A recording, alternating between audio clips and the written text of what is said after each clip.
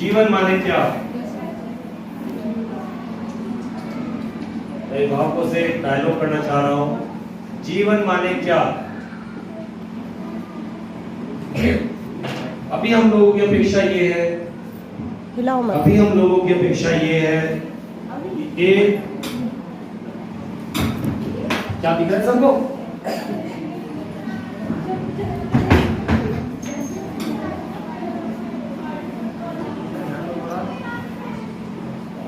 हमारे पास दो स्थिति है, एक शिक्षित, एक समझदार। एक शिक्षित, एक समझदार। एक स्थिति बनती है कि कोई भी शिक्षित नहीं, कोई भी समझदार नहीं। एक स्थिति बनती है शिक्षित है, समझदार नहीं। एक स्थिति बनती है शिक्षित नहीं, समझदार। और एक स्थिति बनती है शिक्षित भी, समझदार भी।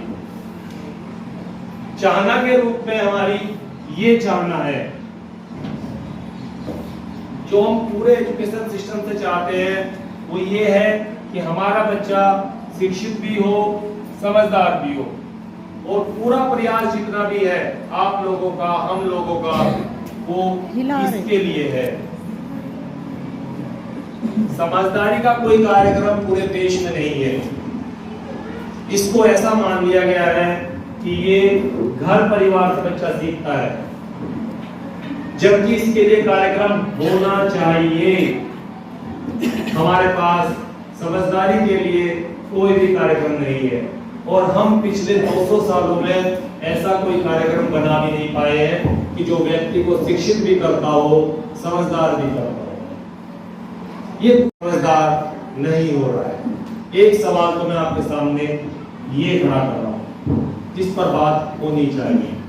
आज बहुत ज्यादा बात जितनी भी होगी, जितनी बात फैल सकती है, हम पूरी कोशिश करेंगे उतनी बात फैलाई जाए। एक स्थिति बनती है कि एक बच्चा 2.5 या 3 साल का एक स्कूल में चला गया, ये चला जाता है। एक तरफ उसके यहाँ अभिभावक है, इस कोने पर शिक्षक बैठे हुए हैं, इस कोने पर स्कूल का सिस्टम बैठा हुआ है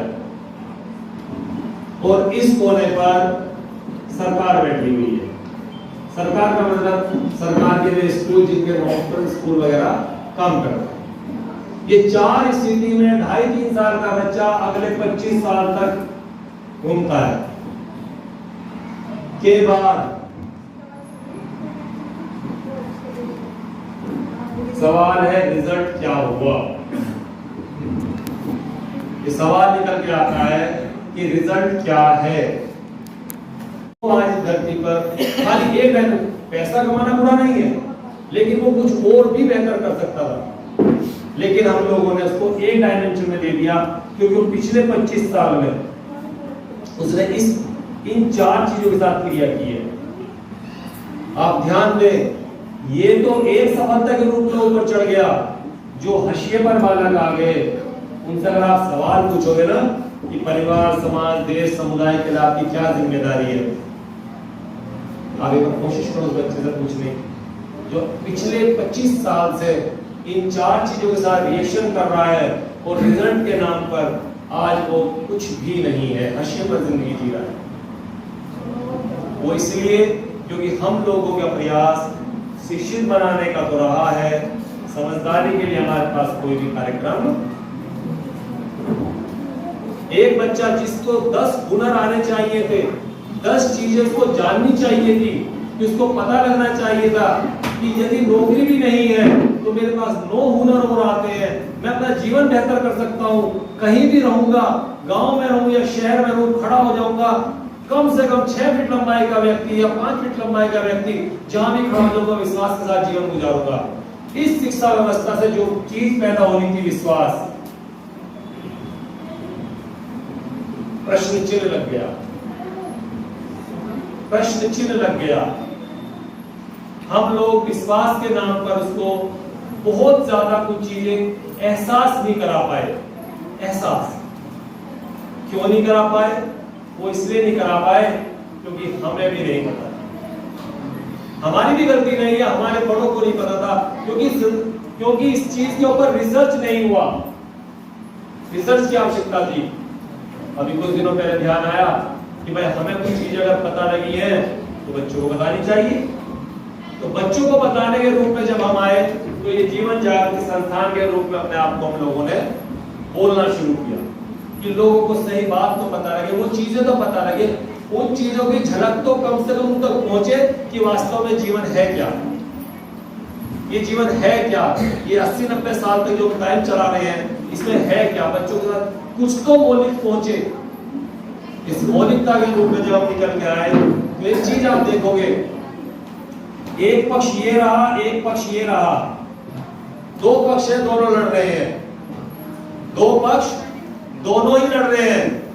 और आप ध्यान दोगे इस पक्ष से जब आप बात करोगे ना तो ऐसा लगेगा यही ठीक कह रहा, दूसरा तो गलत होगा। आप दूसरे वाले के पास जाओ, उससे पूछो तो वो ऐसे अपनी बात रखेगा कि यो सही कह रहा, पहले वाला गलत था।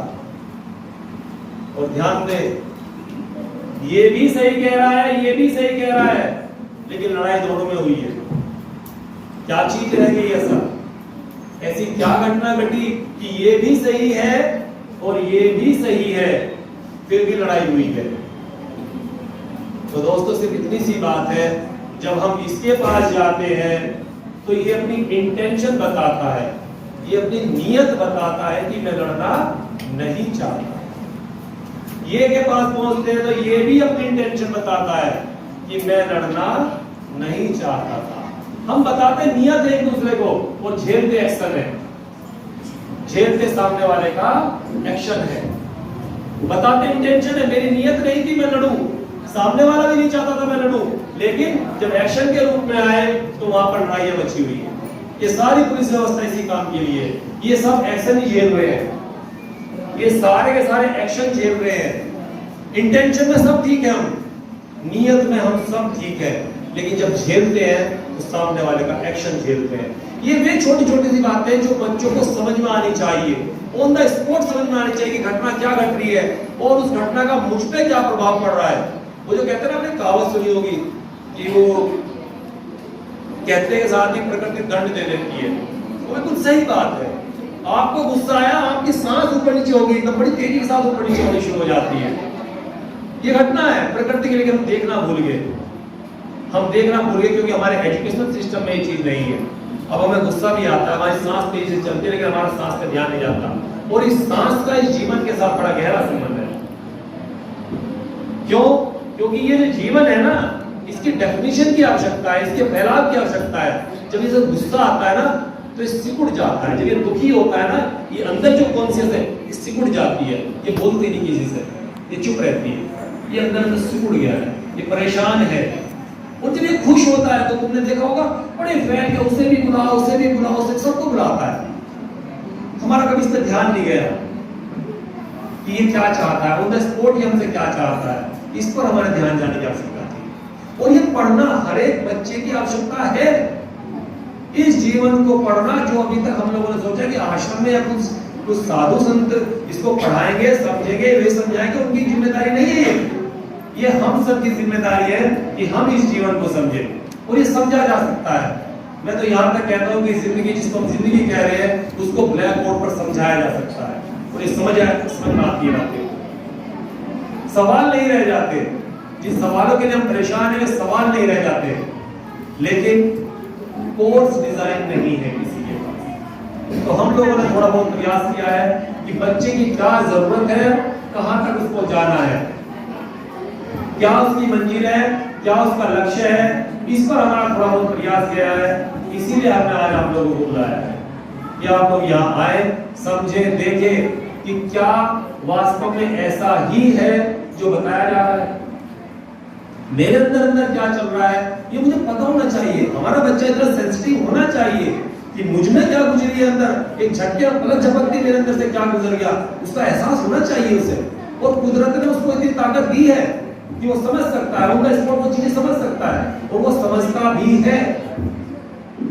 लेकिन अभिभावक के रूप में हमारी जिम्मेदारी बनती है कि हम उसको इतना सेंसिटिव बनाएं उसको सेंसिटिव होने की बेहद आवश्यकता है। तब आप देखेंगे कि 10 मिनट जीने के बाद में जो विश्वास बच्चे के अंदर आता है वो कितना फैलता है, कितना फैलाव उसके अंदर होता है।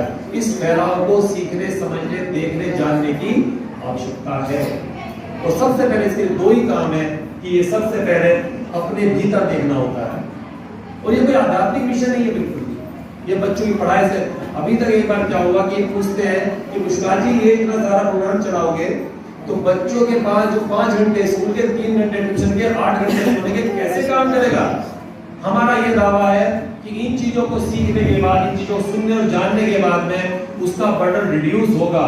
जो 6 घंटे का कार्यक्रम या 8 घंटे का उसका कार्यक्रम है, मुझे लगता है 5 घंटे का रह जाएगा, उसके 3 घंटे बचेंगे। अभी तो लोगों को ये लगता है कि नहीं घंटे बढ़ रहे हैं और हम कहते हैं घंटे घटेंगे। जो रिलैक्सेशन ऑफ माइंड है ना, जब वो चलेगा तो चीजें बहुत आसान हो जाएंगी, चीजें लोगों को बहुत आसानी से फैलेंगी। जरूरत इस बात की है कि हम एक अभिभावक के रूप में अपने बच्चों को क्या दे रहे हैं, ऑन द स्पॉट हम क्या बता रहे हैं। इसीलिए आप लोगों को हम लोग ने यहाँ बनाया है। और मुझे लगता है कि वर्तमान समय में आजादी के 75 साल पूरे होने के बाद में यदि हम ये पहल कर पाए अपने बच्चों को लेकर कि वो समझे चीजों को, उसकी जो उसकी जरूरत भी है, उसको आवश्यकता है विश्वास को समझने की, उसकी आवश्यकता है मन को समझने की, उसकी आवश्यकता है चित्त को समझने की, और वो समझना भी चाहता है, लेकिन हमारे पास कोई प्रोजेक्ट नहीं है उसको समझा दे। और ये हमारी भी गलती नहीं है, परंपरा में ही नहीं आया। हम लोगों ने थोड़ा सा प्रयास किया है कि चीजें परंपरा में फैले, इस कुदरत को, इस प्रकृति को समझे, अपने परिवार को समझे। परिवार खुद को समझेगा तो परिवार तक बात चलेगी, परिवार को समझेगा तो समुदाय तक बात फैलेगी, समुदाय तक बात फैलेगी तो समाज तक आएगी, और समाज में बात आएगी तो फिर पूरी प्रकृति में सार्वभौमिक शिक्षा के रूप में वो व्यक्ति मनुष्यत्व को प्राप्त होगा। और ये ब्लैक बोर्ड पर समझा जा सकता है, भारी बात नहीं है। बस आज के लिए इतना ही है, इतना ही फैलाव मैं करना चाह रहा हूँ। नमस्कार।